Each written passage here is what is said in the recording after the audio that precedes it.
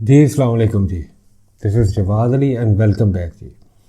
अभी टाइम है सुबह लगभग 8 बजे का और 13 अक्टूबर है, 2022 है। डेट और टाइम भी मैं आपको बता रहा हूँ और आपको ये भी बता रहा हूँ कि मेरी ये एनालिसिस और ये रिमाइंडर बेसिकली ये अगले आने वाले 2 से 3 दिन के लिए आप लोगों के लिए वैलिड रहेगा। इसको सेव कर लेना वीडियो को और इसके ऊपर जब भी आपको दिल करे उसको दोबारा रिपीट कर कर देख लेना। अगर आप स्टॉक ट्रेडर हैं, गोल्ड ट्रेडर हैं, फॉरेक्स ट्रेडर हैं, करेंसीज में, कमोडिटीज़ में डील करते हैं तो ये वीडियो अब आपके लिए बहुत ज़्यादा इंपॉर्टेंट होने जा रही है, क्योंकि इसमें अभी हमने वो की पॉइंट्स डिस्कस करने हैं कि जिनका अभी आज के दिन से हमें बहुत ज़्यादा ख्याल रखना पड़ेगा। और वो कौन कौन से की पॉइंट्स होंगे, उनमें जो सी सबसे मेन और इम्पॉर्टेंट चीज़ है कि अभी जिस टाइम ये मैं आपको रिमाइंडर देने जा रहा हूँ 13 अक्टूबर को, अभी जो डॉलर की ओपनिंग होने जा रही है 9 बजे, अब से लगभग कोई 1 घंटे के अंदर अंदर डॉलर ओपन होएगा अपने प्रीवियस क्लोजिंग के ऊपर 218 और 220 के ऊपर। 218 बाइंग, 220 सेलिंग। कल अभी 1 रुपया उसको बढ़ाया गया है। और गोल्ड अपना जो सुबह ओपन करेगा 11, साढ़े 11, 12 बजे के आसपास, वो 1,46,200, 1,46,000 के पास वो कहीं पे करेगा। और इसकी अब आज की कल की मूव जो सी है गोल्ड की, वो वॉलेटाइल होने जा रही है, क्योंकि पिछले 2 दिन से 3 दिन से ये इस जगह के ऊपर फ्लोट कर रहा था। इसको भी मैं अभी ज़रा थोड़ा सा बाद में डिस्कस करता हूँ।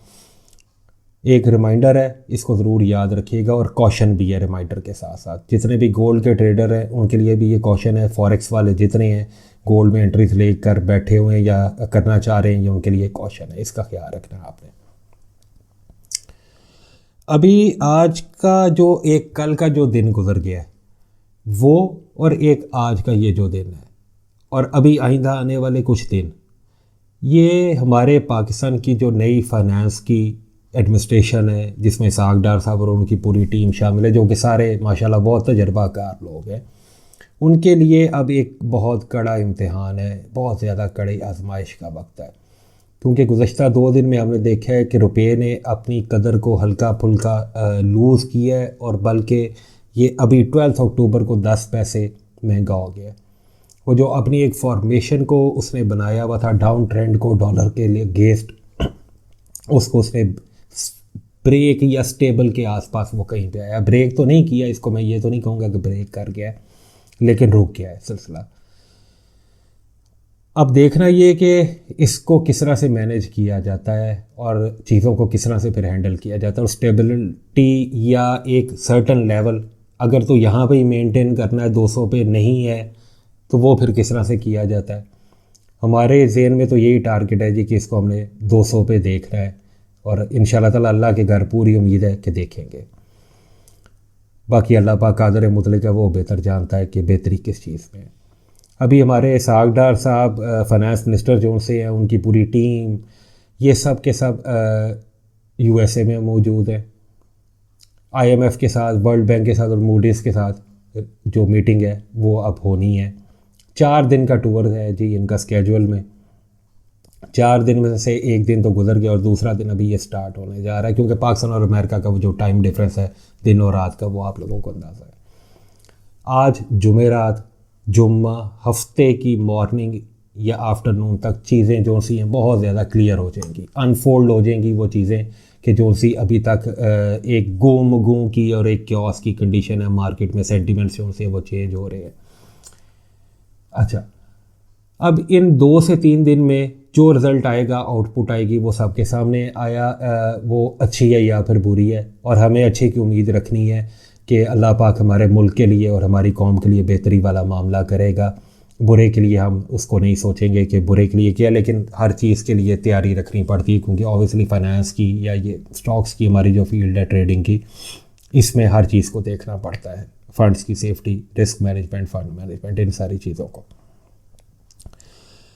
अभी आईएमएफ के साथ जो सी मीटिंग है, इंशाल्लाह ताला ये अगर होपफुल होएगी, क्योंकि सब कुछ देखें जी स्केजुअल के तहत चल रहा था, हर चीज़ वेल प्लान्ड, वेल मैनेज जा रही थी। लेकिन ये जो अभी एक दिन पहले जो IMF की और मूडीज़ की रिपोर्ट आ गई है, उसने हर चीज़ का बेड़ा गर्क करके रख दिया। सारा मोमेंटम हर चीज़ वो तोड़ कर उसने सत्यानाश फेर के रख दिया। लेकिन अब उन्हीं के साथ ही दोबारा मीटिंग है कि जो ऑलरेडी ये बात कह रहे हैं कि जी पाकिस्तान और दुनिया के जितने भी ममालिक हैं उनमें जो कह लें कि इक़्तिसादी शरह नमू कह लें या फाइनेंशियल ग्रोथ कह लें, आप आसान लफ्ज़ों में GDP जिसको मैं बोलूँगा, वो बहुत ज़्यादा स्लो डाउन होने जा रही है, जिनमें पाकिस्तान भी शामिल है। और पाकिस्तान के ही फाइनेंस मिनिस्टर जो से उधर वो मीटिंग कंडक्ट कर रहे हैं रिलैक्सेशन के लिए। अच्छा, रिलैक्सेशन मैं कहता हूँ जी कि ना भी हो तो उसकी जो टर्म्स एंड कंडीशन वो जो चाह रही हैं, अगर उनसे ज़्यादा मज़ीद और कोई डिमांडिंग उसकी चीज़ नहीं आ जाती, जो कि मैं इंशाल्लाह ताला एक्सपेक्ट कर रहा हूँ कि सुनने को नहीं मिलेगी, मैनेज हो जाएंगी चीज़ें, let's hope for the best. जैसे ही ये होता है कि साथ ही उसके बाद फिर वर्ल्ड बैंक है, और वर्ल्ड बैंक अगर IMF के आप उसमें से क्लियर हो जाते हैं तो देन आपका वर्ल्ड बैंक का आ जाएगा, और वो इंशाल्लाह ताला फिर उसमें से आप बहुत इजीली गो थ्रू हो जाएंगे। वो मैंने पहले भी डिस्कस किया था कि मेरा एक अपना अंदाज़ा है, आई एम राइट और रॉन्ग, ये इंशाल्लाह ताला अभी कुछ देर बाद 1 या 2 दिन में वो पता लग जाएगा। एक अंदाज़ा मैं लगा सकता हूँ, इसको मेरा ख्याल ही समझा जाए कि $2 बिलियन के आसपास जो सी अमाउंट है वो कुछ होएगी टोटल, जिसमें से कुछ रिलीज़ हो जाएगी और कुछ बाद में चली जाएगी। अच्छा, IMF की जो सी अभी ये जो सालाना इसकी मीटिंग है, उस इजलास को जो इसहाक डार साहब ने उसको ड्रेस करना है और उसमें डिस्कशन होनी है। फिर ऐसे ही वर्ल्ड बैंक है, IMF का जो सा अगला एक जायज़ा रिपोर्ट आनी है वो भी इसके अंदर शामिल है। अगर इसमें से गो थ्रू होते होते इंशाल्लाह ताला वो भी कंफर्म है, जो से उसकी नेक्स्ट इंस्टॉलमेंट या उसकी पेमेंट्स आनी है जो पाइपलाइन के अंदर है स्केजुअल के अंदर, वो फिर उसके लिए जब जैसे ही क्लियरेंस मिलेगी इधर से तो वो भी साथ ही फिर वो लग जाएंगी पाइपलाइन के अंदर, and by the end of the year वो जो सा है अगले 2 महीने के अंदर अंदर वो भी शायद चीज़ें अनफोल्ड हो जाएंगी और वो भी क्लियर हो जाएंगी, पाकिस्तान के अकाउंट्स में पेमेंट्स आ जाएंगी। और सारा कुछ डिपेंड कर रहा है अब IMF के साथ इस मीटिंग के ऊपर, वर्ल्ड बैंक का भी इवन। तो 2 या 3 दिन बहुत ज़्यादा इम्पॉर्टेंट है। अच्छा, अब अगली चीज़ ये है कि जितने भी गोल्ड के ट्रेडर हैं उनके लिए कॉशन है। कॉशन किस तरह से है कि मैंने 3 दिन पहले भी एक चार्ट के ऊपर एक बहुत छोटा सा $25-30 का एक मैंने पैटर्न ड्रॉ कर दिया था। मैंने 2 बाउंड्रीज जो 2 बैरियर्स है वो मैंने ड्रॉ करके देख दिए हैं। पिछले वीडियोस में आप जाके देख सकते हैं, आई कार्ड में ऊपर मैं वीडियो भी डाल दूंगा, आप उसको भी चेक कर लीजिएगा। 3 दिन से वो वैलिड जा रहे हैं। वैसे फॉरेक्स में ऐसे होता नहीं कि इतनी स्ट्रॉन्ग कमांड या कंट्रोल कोई या उसका एनालिसिस कोई कर जाए। अल्लाह पाक बेहतर करता है और वो इज़्ज़त से नवाजने वाला है। वो उसी $30 की मूव के अंदर वो मूव कर, और मैंने कहा था कि मैं इसके अंदर इस ग्रे जोन के अंदर ट्रेड नहीं करूँगा, या कोई भी जिस बंदे को एक्सपीरियंस है, आज 23 साल हो गए हैं जी फॉरेक्स करते हुए या इन चीज़ों को देखते हुए, मैं इनमें फिर अंदाज़ा है या कुछ थोड़ी सी समझ पूछ है इस नाक़िस अक्ल इंसान को, बहरहाल अक्ल कुल नहीं। पाकिस्तान की जो गोल्ड की मार्केट है उसका तो अल्लाह ही हाफ़िज़ है, उसके लिए तो 4-5-6 हज़ार तोला बढ़ाना अभी कोई पता नहीं, 1,40,000 रुपये इसको ओपन करें, शाम को इसको 1.5 लाख भी टपा के ये के जी के लो जी गुड बाय जी अल्लाह हाफ़िज़। और अगर यही कुछ ही पाकिस्तान में होना है डॉलर के साथ या फिर गोल्ड के साथ, तो फिर तो जी देखें बड़ा आसान सा कुलिया है जो गुज़श्ता हमने पिछले 4 महीनों में देखा कि 1,40,000 रुपये पे गोल्ड आए तो इसको बाय कर लो, 1,55,000-54,000 रुपये पे जाए इसको बेच के फारग कर दो, उसके बाद फिर इंतज़ार कर लो कि ये दोबारा 1,40,000 रुपये आ जाए। ऐसे ही डॉलर के साथ होता आ रहा है कि जो से वो हैं स्टॉकिस्ट 1 लाख इन्होंने 205 के ऊपर भी उसको बाय में लिमिट्स में गए हैं। 218 की लिमिट अभी जो लास्ट लगी थी जिसके अंदर आके अब ये प्लज हो चुका हुआ है, उस एक बैरियर को ये तोड़ नहीं पा रहा, या तो फिर इसको 218-20 के ऊपर बाय कर लिया जाए और 240 पे जब जाए तो उसको फिर सेल करके प्रॉफिट टेकिंग कर ली जाए। यही कुछ ही करना है तो बस फिर ठीक है भाई, इस पे अब इंसान क्या कर सकता है।